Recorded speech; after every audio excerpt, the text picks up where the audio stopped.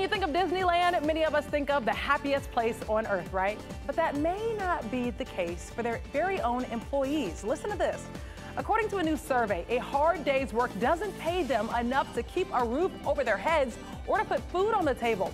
So these results were based on responses from about 5,000 Disneyland employees who are union members. Roughly 1/10 of Disneyland workers reported being homeless in the past 2 years. And as I was reading this study, it actually mentioned that 56% reported concerns of being evicted from their current residence. Another startling thing, the average employee at Disneyland makes about $37,000 annually.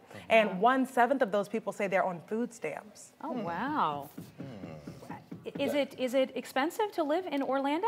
Well, I mean, Our Disney expert? It all depends on where you live. I mean, if you're the closer you get, obviously, to the property itself. But there are smaller towns outside of Orlando where it's relatively affordable. But I think this study also takes into consideration some of the, like, if you think about the hotel service workers and whatnot. So there are a lot of people that behind the scenes that aren't paid this enormous amount of money. You know, you're talking minimum wage, if that. And I want to point out that this is Disneyland. These are Disneyland workers, and I know. Oh, it's Disneyland. Okay. So I know California. So that's California, and it said in the study that this does not.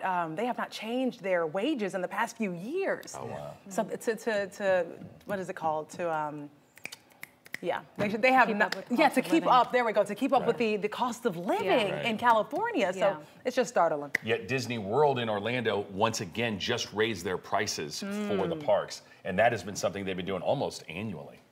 Yeah. All right, you're still, look, California or Florida, you're still a Disney expert. Ahead here on Morning